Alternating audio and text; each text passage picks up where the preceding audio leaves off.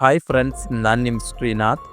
ಇವತ್ತಿನ ವಿಡಿಯೋದಲ್ಲಿ ನಾನು ಮಾಗಡಿ ಬಳಿಯ ಒಂದು ಹಾಂಟೆಡ್ ಜಾಗದಲ್ಲಿ ಹೂ ಮಾರುವ ಒಬ್ಬಳು ಮಹಿಳೆಗೆ ಆದ ರಿಯಲ್ ಗೋಸ್ಟ್ ಎಕ್ಸ್ಪೀರಿಯನ್ಸ್ನ ನಿಮ್ಮ ಜೊತೆ ಶೇರ್ ಮಾಡ್ಕೊಳ್ತಾ ಇದ್ದೀನಿ. ಸೊ ಕೆಲವೊಂದು ಜಾಗಗಳು ಮತ್ತು ಕೆಲವೊಂದು ರಸ್ತೆಗಳು ಯಾವ ರೀತಿ ಇರುತ್ತೆ ಅಂದರೆ, ಬೆಳಗ್ಗೆ ಹೊತ್ತು ನಾವು ಅದೇ ರಸ್ತೆಯಲ್ಲಿ ಅಥವಾ ಅದೇ ಜಾಗದಲ್ಲಿ ನೂರಾರು ಸರಿ ಓಡಾಡಿರ್ತೀವಿ. ಆದರೆ ಅದು ಒಂದು ಹಾಂಟೆಡ್ ಜಾಗ ಅನ್ನೋದು ಮಾತ್ರ ನಮಗೆ ಗೊತ್ತಿರೋದಿಲ್ಲ. ಆದರೆ ಯಾವತ್ತೋ ಒಂದು ದಿನ ನಾವು ಪ್ರತಿನಿತ್ಯ ಓಡಾಡೋ ಅದೇ ಜಾಗದಲ್ಲಿ ನಮಗೆ ಗೋಸ್ಟ್ ಎಕ್ಸ್ಪೀರಿಯನ್ಸ್ ಆಗೋವರೆಗೂ ನಮಗೆ ಆ ಜಾಗದ ಭಯಾನಕತೆ ಅನ್ನೋದು ಗೊತ್ತಾಗೋದಿಲ್ಲ. ಇನ್ನು ಜೀವನದಲ್ಲಿ ಯಾವತ್ತೂ ಆ ಜಾಗಕ್ಕೆ ಕಾಲಿಡಬಾರ್ದು ಅಂತ ಅನ್ನಿಸಿಬಿಡುತ್ತೆ. ಯಾಕಂದರೆ ಅಲ್ಲಿ ನಮಗೆ ಆದ ಅನುಭವ ಅಷ್ಟೊಂದು ಭಯಾನಕ ಹಾಗೂ ಘೋರವಾಗಿರುತ್ತೆ. ಇವತ್ತಿನ ವಿಡಿಯೋದಲ್ಲಿ ನಾನು ಹೇಳೋದಕ್ಕೆ ಹೊರಟಿರೋ ಮಾಗಡಿ ಬಳಿ ಇರೋ ಆ ಒಂದು ಹಾಂಟೆಡ್ ಜಾಗ ಅದೇ ರೀತಿಯೇ ಇರುತ್ತೆ. ಇವತ್ತಿಗೂ ಕೂಡ ಅಲ್ಲಿನ ಜನ ಆ ಜಾಗಕ್ಕೆ ಕಾಲಿಡೋದಕ್ಕೂ ಕೂಡ ತುಂಬ ಹೆದರ್ತಾರೆ. ಇಷ್ಟಕ್ಕೂ ಅವತ್ತು ರಾತ್ರಿ ಮಾಗಡಿಯ ಆ ಒಂದು ಹಾಂಟೆಡ್ ಜಾಗದಲ್ಲಿ ಏನಾಯಿತು ಅನ್ನೋದನ್ನು ಇವತ್ತು ನಾನು ನಿಮ್ಮ ಜೊತೆ ಶೇರ್ ಮಾಡ್ಕೊಳ್ತಾ ಇದ್ದೀನಿ. ಬನ್ನಿ ವಿಡಿಯೋ ನೋಡ್ಕೊಂಬರೋಣ.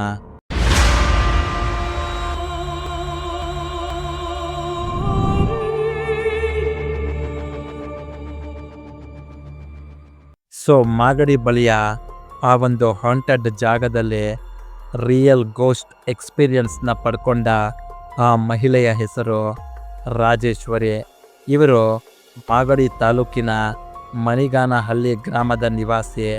ಇನ್ನು ರಾಜೇಶ್ವರಿ ಅವರ ಮನೆಯಲ್ಲಿ ಟೋಟಲ್ ಆಗಿ 4 ಜನ. ಅಂದರೆ ರಾಜೇಶ್ವರಿ, ಅವರ ಗಂಡ ಮುನಿರಾಮಯ್ಯ, ದೊಡ್ಡ ಮಗಳು ಅನುಪಮ ಮತ್ತು ಚಿಕ್ಕ ಮಗಳು ಸರಿತಾ. ಈ ರೀತಿ 4 ಜನ ಇರ್ತಾರೆ. ಇನ್ನು ರಾಜೇಶ್ವರಿ ಅವರಿಗೆ ಆ ಒಂದು ಹಾಂಟೆಡ್ ಜಾಗದಲ್ಲಿ ರಿಯಲ್ ಗೋಸ್ಟ್ ಎಕ್ಸ್ಪೀರಿಯನ್ಸ್ ಆಗಿದ್ದು 1999ರಲ್ಲಿ. ರಾಜೇಶ್ವರಿ ಅವರ ಕುಟುಂಬ ಒಂದು ಬಡ ಕುಟುಂಬವಾಗಿತ್ತು ಮತ್ತು ಅವರ ಕುಟುಂಬಕ್ಕೆ ಅವರೇ ಆಧಾರ ಸ್ತಂಭವಾಗಿದ್ದರು. ಯಾಕಂದರೆ ಅವರ ಗಂಡ ಮುನಿರಾಮಯ್ಯ ಕೂಲಿ ಕೆಲಸಕ್ಕೆ ಹೋಗ್ತಾಯಿದ್ರು. ಅದರಿಂದ ಬಂದ ದುಡ್ಡಿನಿಂದ ಚೆನ್ನಾಗಿ ಕುಡಿದು ಮಜಾ ಮಾಡ್ತಾಯಿದ್ರು.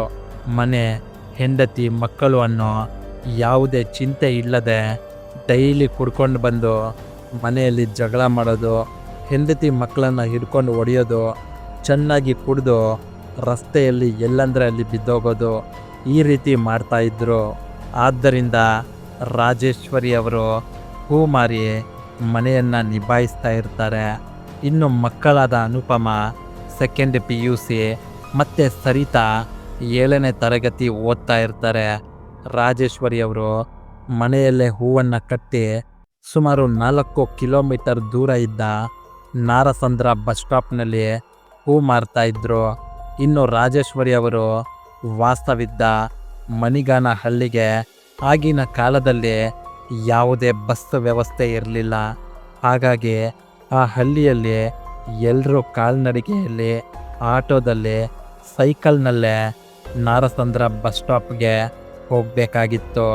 ಇನ್ನು ಆಗಿನ ಕಾಲದಲ್ಲಿ ಆ ದಾರಿ ಯಾವ ರೀತಿ ಇತ್ತು ಅಂದರೆ, ಆ ಕಡೆ ಈ ಕಡೆ ಬರೀ ಮಾವಿನ ತೋಪುಗಳು, ನೀಲಗಿರಿ ತೋಪುಗಳು, ಮಧ್ಯದಲ್ಲಿ ಒಂದು ಕಾಲ್ದಾರಿ ಇತ್ತು.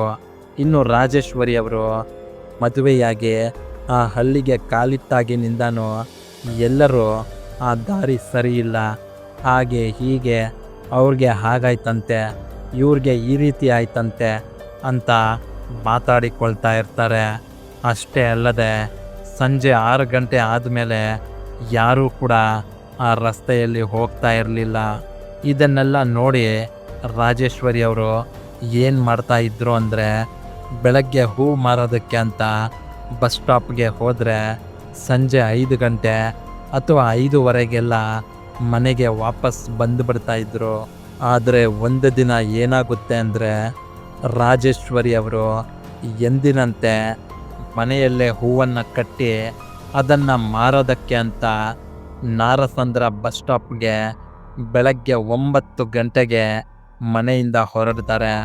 ಆವತ್ತು ರಾಜೇಶ್ವರಿ ಅವರ ಅದೃಷ್ಟ ಚೆನ್ನಾಗಿತ್ತು ಅನಿಸುತ್ತೆ.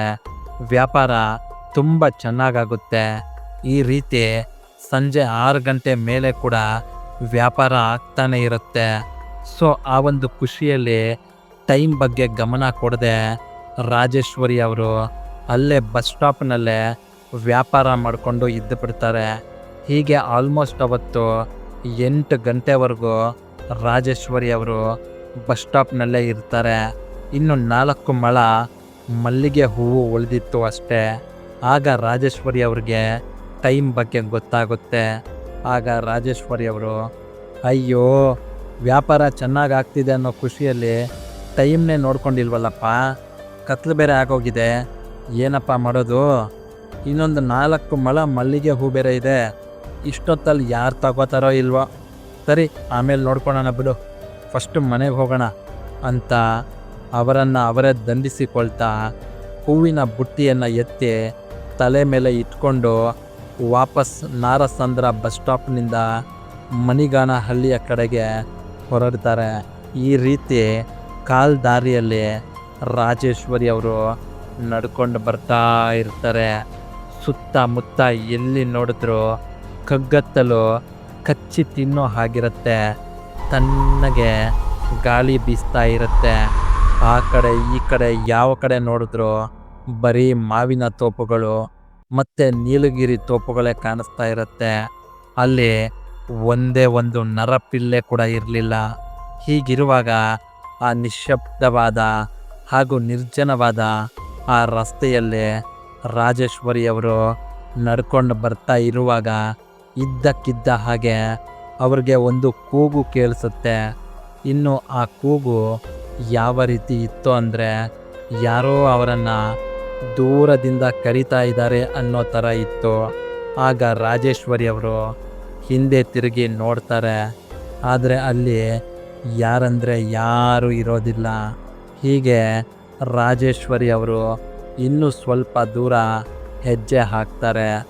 ಆಗ ಮತ್ತೆ ರಾಜೇಶ್ವರಿ ಅವರ ಕಿವಿಗೆ ಯಾರೋ ಅವರನ್ನು ದೂರದಿಂದ ಕೂಗ್ತಾ ಇರೋ ಥರ ಒಂದು ಶಬ್ದ ಕೇಳಿಸುತ್ತೆ. ಆಗ ರಾಜೇಶ್ವರಿ ಅವರು ಹಿಂದೆ ತಿರುಗಿ ನೋಡಿದಾಗ ಆ ಕಡೆಯಿಂದ 18ರಿಂದ 20 ವಯಸ್ಸಿನ ಒಳಗಿರುವ ಒಬ್ಬಳು ಹುಡುಗಿ ಅವಳನ್ನು ಕೂಗ್ತಾ ರಾಜೇಶ್ವರಿ ಅವರ ಕಡೆಗೆ ನಡ್ಕೊಂಡು ಬರ್ತಾ ಇರ್ತಾಳೆ. ಆ ಹುಡುಗಿಯನ್ನು ನೋಡಿ ರಾಜೇಶ್ವರಿ ಕೂಡ, ಇವ್ರು ಯಾರು? ನಾನು ಇವರನ್ನು ನೋಡೇ ಇಲ್ವಲ್ಲ, ಇಷ್ಟೊತ್ತಲ್ಲಿ ಯಾಕೆ ನನ್ನ ಕೂಗ್ತಾ ಇದ್ದಾರೆ ಅಂತ ಮನಸ್ಸಿನಲ್ಲೇ ಅಂದ್ಕೊಂಡು ವಾಪಸ್ ಆ ಹುಡುಗಿಯ ಕಡೆಗೆ ಹೋಗ್ತಾರೆ. ಈ ರೀತಿ ಆ ಹುಡುಗಿಯ ಹತ್ತಿರ ಹೋದ ರಾಜೇಶ್ವರಿ ಅವರ ಜೊತೆ ಆ ಹುಡುಗಿ, ಅಮ್ಮ ನೀವು ಹೂ ಮಾರ್ತೀರ ತಾನೆ ಅಂತ ಕೇಳ್ತಾಳೆ. ಅದಕ್ಕೆ ರಾಜೇಶ್ವರಿ, ಹೌದು ಕಣ ಪುಟ್ಟಿ, ನಾನು ಹೂ ಮಾರ್ತೀನಿ, ಏನಾಗಬೇಕಾಗಿತ್ತು ಅಂತ ಕೇಳ್ತಾರೆ. ಅದಕ್ಕೆ ಆ ಹುಡುಗಿ ರಾಜೇಶ್ವರಿಯ ಜೊತೆ, ಅಮ್ಮ ನಾಳೆ ನಮ್ಮ ಮನೆಯಲ್ಲಿ ಫಂಕ್ಷನ್ ಇದೆ, ಹೂ ತಗೊಳ್ಳೋಣ ಅಂತ ಬಸ್ ಸ್ಟಾಪ್ ಹತ್ರ ಹೋದೆ, ನೀವು ಅಲ್ಲಿ ಇರಲಿಲ್ಲ, ಅದಕ್ಕೆ ನಿಮ್ಮನ್ನು ಹುಡ್ಕೊಂಡು ಬಂದೆ ಅಂತ ಹೇಳಿ, ಅಮ್ಮ ಮಲ್ಲಿಗೆ ಹೂ ಇದೆಯಾ ಅಂತ ಕೇಳ್ತಾಳೆ. ಅದಕ್ಕೆ ರಾಜೇಶ್ವರಿ ಅವರು, ಹೌದು ಪುಟ್ಟಿ ಇದೆ, ಅದು ಕೂಡ ಖಾಲಿ ಆಗೋಗ್ತಾ ಇತ್ತು, ಟೈಮ್ ಆಗೋಯ್ತು ಅಂತ ಬಂದ್ಬಿಟ್ಟೆ, 4 ಮೊಳ ಇದೆ, ಕೊಡ್ಲಾ ಅಂತ ಕೇಳ್ತಾರೆ. ಅದಕ್ಕೆ ಆ ಹುಡುಗಿ, ಕೊಡಿ ಅಮ್ಮ, ಎಲ್ಲ ಕೊಟ್ಬಿಡಿ ಅಂತ ಹೇಳಿ ಹೂವನ್ನು ತಗೊಂಡು ದುಡ್ಡು ರಾಜೇಶ್ವರಿ ಅವರ ಕೈಗೆ ಕೊಡ್ತಾಳೆ. ಇದಾದ ನಂತರ ಆ ಹುಡುಗಿ ಬಸ್ ಸ್ಟಾಪ್ ಕಡೆಗೆ ಹೊರಟೋಗ್ತಾಳೆ. ರಾಜೇಶ್ವರಿ ಅವರು ವಾಪಸ್ ಅವರ ಊರಿನ ಕಡೆಗೆ ಹೊರಟು ಹೋಗ್ತಾರೆ. ಈ ರೀತಿ ಒಂದು ಸ್ವಲ್ಪ ದೂರ ಮುಂದೆ ಹೋದ್ಮೇಲೆ ರಾಜೇಶ್ವರಿ ಅವರು ಒಂದು ವಿಚಿತ್ರವಾದ ದೃಶ್ಯವನ್ನು ನೋಡಿ ದಂಗಾಗಿ ಹೋಗ್ತಾರೆ. ಅದೇನೆಂದರೆ, ರಾಜೇಶ್ವರಿ ಅವರು ನಡ್ಕೊಂಡು ಹೋಗುವಾಗ ಮುಂದೆ ಒಂದು ಮಾವಿನ ಮರದ ಕೊಂಬೆಯ ಮೇಲೆ ಯಾರೋ ಮಲ್ಲಿಗೆ ಹೂವನ್ನು ಹಾಕಿರ್ತಾರೆ. ಅದನ್ನು ನೋಡಿ ರಾಜೇಶ್ವರಿ ಅವ್ರಿಗೆ ಆಶ್ಚರ್ಯವಾಗುತ್ತೆ. ರಾಜೇಶ್ವರಿ ಅವರು ಮನಸ್ಸಿನಲ್ಲೇ, ಅರೆ ಈ ಹೂವು ನಾನು ಈಗ ತಾನೇ ಸ್ವಲ್ಪ ಹೊತ್ತಿಗೆ ಮುಂಚೆ ಆ ಹುಡುಗಿಗೆ ಕೊಟ್ಟಿದ್ದಲ್ವಾ, ಆ ಹುಡುಗಿ ವಾಪಸ್ ಬಸ್ ಸ್ಟಾಪ್ ಕಡೆಗೆ ಹೊರಟೋದ್ಲಲ್ವಾ, ಮತ್ತು ಈ ಹೂವು ಇಲ್ಲಿಗೆ ಹೆಂಗೆ ಬಂತು ಅಂತ ಮನಸ್ಸಿನಲ್ಲೇ ಅಂದುಕೊಳ್ತಾ ಮರದ ಹತ್ತಿರ ಹೋಗಿ ಆ ಹೂವನ್ನು ಕೈಗೆ ಎತ್ಕೋತಾರೆ ಅಷ್ಟೇ. ತಕ್ಷಣ ಆ ಮಾವಿನ ತೋಪಿನಿಂದ ಒಂದು ಹುಡುಗಿಯ ಆಕ್ರಂದನ ಮತ್ತೆ ಚೀರಾಟ ಕೇಳಿಸುತ್ತೆ. ಅದನ್ನು ಕೇಳಿಸ್ಕೊಂಡ ರಾಜೇಶ್ವರಿ ಭಯದಲ್ಲಿ ಕೈಯಲ್ಲಿದ್ದ ಹೂವನ್ನು ಕೆಳಗೆ ಬೀಳಿಸ್ಬಿಡ್ತಾರೆ. ಆ ಆಕ್ರಂದನ ಮತ್ತು ಚೀರಾಟದ ಶಬ್ದ ಯಾರದ್ದು ಅಂತ ರಾಜೇಶ್ವರಿಯವರು ಆ ಮಾವಿನ ತೋಪಿನ ಸುತ್ತ ನೋಡ್ತಾರೆ. ಆದರೆ ಅವರ ಕಣ್ಣಿಗೆ ಯಾರಂದರೆ ಯಾರೂ ಕಾಣಿಸೋದಿಲ್ಲ. ಇದಾದ ಮೇಲೆ ರಾಜೇಶ್ವರಿ ಅವರು ಕೆಳಗೆ ಬಿದ್ದ ಹೂವನ್ನು ಎತ್ಕೊಳ್ಳೋದಕ್ಕೆ ಅಂತ ಕೆಳಗೆ ಬಗ್ತಾರೆ. ಆದರೆ ಕೆಳಗೆ ಅವರು ಆ ಹುಡುಗಿಗೆ ಕೊಟ್ಟಿದ್ದ ಮಲ್ಲಿಗೆ ಹೂ ಕಾಣಿಸೋದಿಲ್ಲ. ಆಗ ರಾಜೇಶ್ವರಿಗೆ ಇದು ಯಾವುದೋ ಭೂತದ ಚೇಷ್ಟೆನೇ ಇರಬಹುದು ಅಂತ ಕನ್ಫರ್ಮ್ ಆಗುತ್ತೆ. ಆಗ ರಾಜೇಶ್ವರಿ ಅವರು ಆದಷ್ಟು ಬೇಗ ಮನೆಯನ್ನು ತಲುಪಬೇಕು ಅಂತ ಬೇಗ ಹೆಜ್ಜೆಯನ್ನು ಹಾಕ್ತಾ ಮನೆ ಕಡೆಗೆ ಹೊರಡ್ತಾರೆ.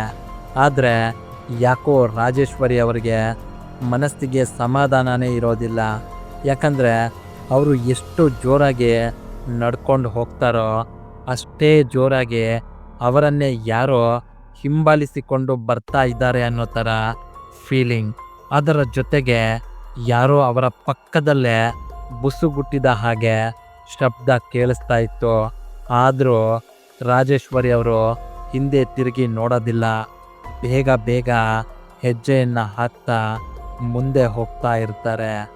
ನೋಡೋ ಅಷ್ಟೊತ್ತು ನೋಡಿದ ರಾಜೇಶ್ವರಿ ಅವರು ಯಾರದು ಬರ್ತಾ ಇರೋದು ಅಂತ ಸಡನ್ನಾಗಿ ಹಿಂದೆ ತಿರುಗಿ ನೋಡ್ತಾರೆ ಅಷ್ಟೇ. ಆ ದೃಶ್ಯವನ್ನು ನೋಡ್ತಿದ್ದ ಹಾಗೇನೆ ರಾಜೇಶ್ವರಿ ಅವರಿಗೆ ಜೀವ ಬಾಯಿಗೆ ಬಂದಂತಾಗುತ್ತೆ. ಯಾಕಂದರೆ ರಾಜೇಶ್ವರಿ ಅವರ ಹಿಂದೆ ಒಂದಷ್ಟು ದೂರದಲ್ಲಿ ದಟ್ಟವಾದ ಹೊಗೆ ಕಾಣಿಸ್ಕೊಳ್ತಾ ಇತ್ತು. ಮತ್ತು ಆ ಹೊಗೆಯಲ್ಲಿ ಯಾರೋ ಒಬ್ಳು ಹುಡುಗಿ ಬಿಳಿ ಸೀರೆಯನ್ನು ಕಟ್ಕೊಂಡು ರಾಜೇಶ್ವರಿ ಕಡೆಗೆ ನಡ್ಕೊಂಡು ಬರ್ತಾ ಇರ್ತಾಳೆ. ಅದನ್ನು ನೋಡಿ ರಾಜೇಶ್ವರಿ ಅವರಿಗೆ ಕೈಕಾಲು ನಡುಕ ಹುಟ್ಕೊಳ್ಳುತ್ತೆ. ಭಯಕ್ಕೆ ಬೆವರು ಕಿತ್ಕೊಂಡು ಬರುತ್ತೆ. ತಕ್ಷಣ ರಾಜೇಶ್ವರಿ ಅವರು ಕೈಯಲ್ಲಿದ್ದ ಹೂವಿನ ಬುಟ್ಟಿಯನ್ನು ಅಲ್ಲೇ ಪಕ್ಕದಲ್ಲಿ ಎಸೆದು ಜೋರಾಗಿ ಓಡಿ ಬಂದುಬಿಡ್ತಾರೆ. ಮನೆಗೆ ಬಂದು ನೋಡಿದ್ರೆ ಮಕ್ಕಳೆಲ್ಲ ನಿದ್ದೆ ಹೋಗ್ಬಿಟ್ಟಿರ್ತಾರೆ. ಗಂಡ ಮಾತ್ರ ಚೆನ್ನಾಗಿ ಕುಡಿದು ವಾಂತಿ ಮಾಡಿ ಮನೆಯಲ್ಲಿ ಬಿದ್ದಿರ್ತಾರೆ. ಇದು ಮಾಗಡಿಯ ಮಣಿಗಾನಹಳ್ಳಿ ನಿವಾಸಿಯಾದ ರಾಜೇಶ್ವರಿ ಅವರಿಗೆ ಆದ ರಿಯಲ್ ಗೋಸ್ಟ್ ಎಕ್ಸ್ಪೀರಿಯನ್ಸ್. ನಿಮಗೂ ಕೂಡ ಇದೇ ರೀತಿ ಎಕ್ಸ್ಪೀರಿಯನ್ಸ್ ಆಗಿದ್ದರೆ ಅದನ್ನು ನೀವು ನನ್ನ ಜೊತೆ ಶೇರ್ ಮಾಡ್ಕೋಬಹುದು. ನಿಮ್ಮ ಸ್ಟೋರಿನ ನಾನು ಈ ನಿಮ್ಮ ಚಾನಲ್ನಲ್ಲಿ ಎಲ್ಲರ ಜೊತೆ ಶೇರ್ ಮಾಡ್ಕೋತೀನಿ. ಸೊ ಫ್ರೆಂಡ್ಸ್, ಇದು ಇವತ್ತಿನ ರಿಯಲ್ ಹಾರರ್ ಸ್ಟೋರಿ ಆಗಿತ್ತು. ನಿಮಗೇನಾದರೂ ಈ ಸ್ಟೋರಿ ಇಷ್ಟ ಆಗಿದ್ದರೆ ದಯವಿಟ್ಟು ಈ ವಿಡಿಯೋನ ತಮ್ಮ ವಾಟ್ಸಪ್ ಗ್ರೂಪ್ನಲ್ಲಿ ಎಲ್ಲರಿಗೂ ಶೇರ್ ಮಾಡಿ. ಮತ್ತೊಂದು ಇಂಟ್ರೆಸ್ಟಿಂಗ್ ಮತ್ತು ರಿಯಲ್ ಗೋಸ್ಟ್ ಸ್ಟೋರಿಯೊಂದಿಗೆ ನಿಮ್ಮನ್ನು ಮುಂದಿನ ವಿಡಿಯೋದಲ್ಲಿ ಭೇಟಿ ಮಾಡ್ತೀನಿ. ವಿಡಿಯೋ ನೋಡಿದ್ದಕ್ಕೆ ಧನ್ಯವಾದಗಳು.